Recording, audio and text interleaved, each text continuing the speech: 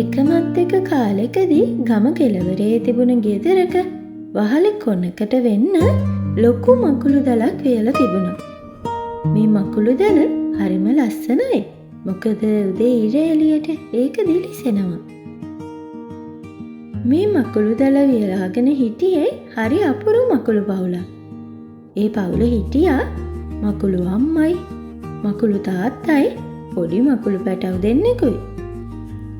මෙයාලා ගොඩක් සමගියෙන් ආදරයෙන් ජීවත් වුණා. මේ මකුළු පවුලේ අම්මා හැමදාම උදේට එයාලගේ මකුළු දල වියනවා. මොකද රැයට කැඩිලා තියෙන ඒවා එයා සකස් කරනවා. ගෙදර පිරිසිදුව තියාගන්නවා. මකුළු අම්මා ඒ වැඩේට හරිම කැමතියි. එතකොට පොඩි මකුළු පැටව් දෙන්න ඉන්නේ. එයාලා තාම ඉස්කෝලේ යන්නේ නැහැ. ඉතින් ඒ දෙන්නගේ වැඩේම හැම වෙලේම සෙල්ලම් කරන එක. ඒ අයියයි මල්ලිටයි සෙල්ලමෙන් තොර ලෝකයක් නෑ. උදේට ගෙදර පොඩි යුද්ධයක් වගේ.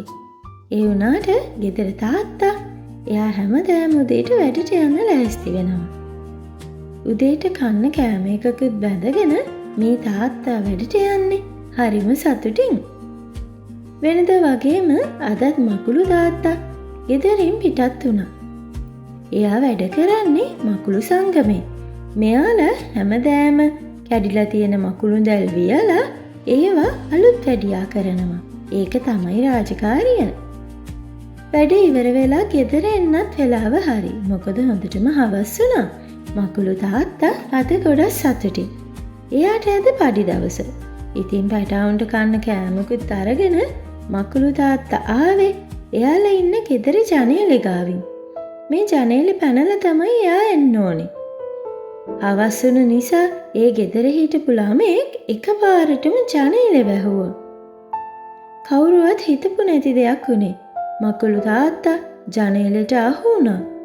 මකුළු තාත්තා මැරුණා. මේක ඒ ළමයා දැක්කා. එයාට ගොඩක් දුකයි. හැබැයි ළමයා මේක හිතලා කරපු දෙයක් නෙමෙයි. හවස් වෙද්දි අම්මයි පැටව් දෙන්නයි තාත්තා එනකන් බලාගෙන හිටියා.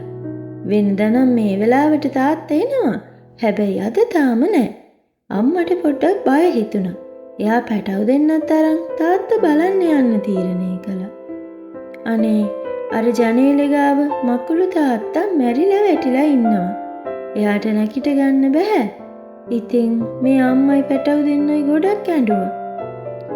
මේ විදිහට යද්දී මේ මකුළු පැටියා ගිහිල්ලා අර ළමයා හම්බෙලා විස්තරේ කිව්වා. ඔයා ජනේලයක් දොරක් වහද්දී පොඩ්ඩක් ඒ ගැන බලන්න. අපි වගේ පොඩි සත්තු ගොඩාක් ඒවා ඉන්නවා කියලා. මේ ළමයා මකුළු පැටියාගෙන් සමාව ඉල්ලුවා. එයා කිව්වා ආයෙ මං කවදාවත් ඒ වැරද්ද කරන්නේ නැහැ කියලා. එදායින් පස්සේ හැමදාම ළමයා ගොඩාක් පරිස්සමෙන් තමයි ගෙදර ජනේල් දොරවල් වැහුවේ.